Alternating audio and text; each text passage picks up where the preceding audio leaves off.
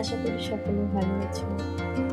বেশ কিছুদিন হলো তোমাদের সেভাবে ভিডিও দিয়ে উঠতে পারছি না। আমার চ্যানেলটা যেহেতু শখের বশে খুলেছিলাম, কিন্তু সেভাবে কাজ করে উঠতে পারছি না, তার জন্য সকলকে সরি। তো আজ ভাবলাম আপনাদের জন্য একটা নতুন ভিডিও নিয়ে আসি। ভিডিওটা দেখে বলো কেমন লাগে।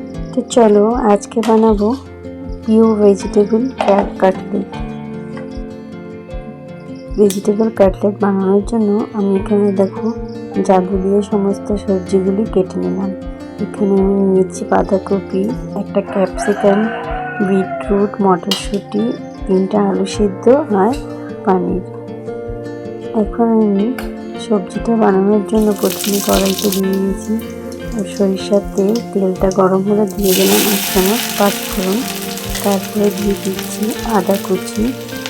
আদা কুচিটা একটু ভাজা হয়ে গেলে দিয়ে দেব কুচিয়ে রাখা বাঁধাকপিটা দিয়ে খুব সুন্দর মতো ভেজে নেব।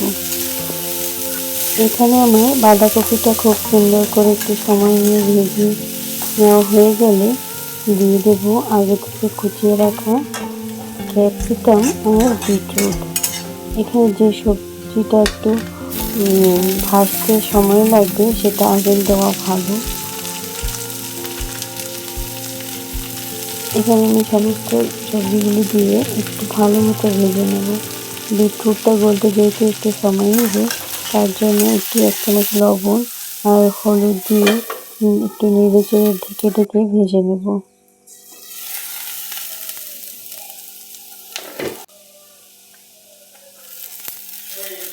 বিটরুটটা ভাজা হয়ে গেলে দিয়ে দেব মটরশুঁটি আর পনির। তার সাথে দিয়ে দেব কুচিয়ে রাখা কাঁচা লঙ্কা। এখন সমস্তটাকে একটু মিশিয়ে ভালো মতো ভেজে নেব। ভাজা হয়ে গেলে দিয়ে দেব আগে থেকে গ্রেট করে রাখা সিদ্ধ আলুটাকে দিয়ে ভালো মতো একটু নেড়ে চেড়ে মিশিয়ে নেব। আলুটা মিশিয়ে নিয়ে দিয়ে দেব 1 চামচ জিরে গুঁড়ো এবং ভাজা ধনের গুঁড়ো আর গরম মশলা এবং 1 চামচ চিনি আর দিয়ে দেব 2 চামচ ঘি। সমস্তটাকে দিয়ে ভালো মতো নেড়ে চেড়ে একটু মিশিয়ে নেব।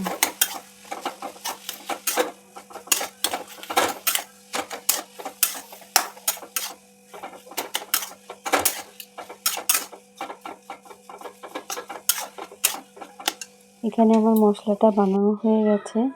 এখন এটাকে একটু ঠান্ডা করে নিয়ে এই কাটলেটের শেপে একটু মন্ড বানিয়ে নেব। এভাবে হাতে চেপে চেপে কাটলেটের শেপটা দিয়ে দেব।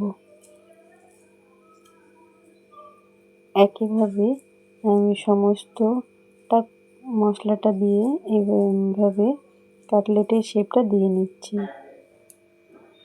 এখানে আমার সমস্ত কাটলেটগুলি বানানো হয়ে গেছে।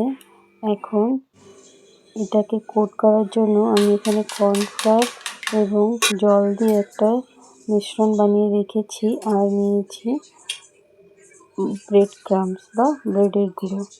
এখানে একটা মন্ড নেব আর যে ঘোলটা বানিয়ে রেখেছি এতে চুবিয়ে নিয়ে ব্রেড ক্রাম্ব দিয়ে কোট করে রেখে দেব।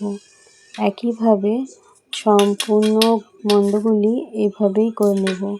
আমি এখানে আরও একটা দেখিয়ে দিচ্ছি।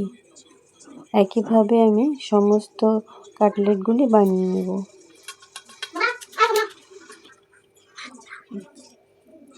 এখানে আমার সমস্ত কাটলেটগুলি একইভাবে বানিয়ে নেওয়া হয়ে গেছে।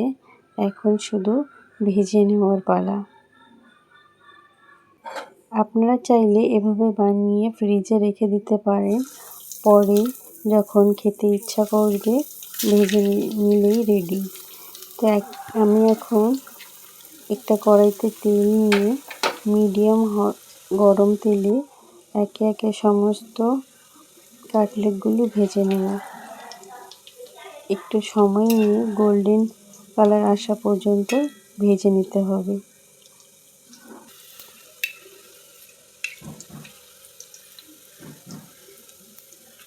এভাবে ভেজে নিলেই রেডি আমাদের পিওর ভেজিটেবল চপ। এখানে কোনো কোনো পেঁয়াজ রসুনের ইউজ করা হয়নি।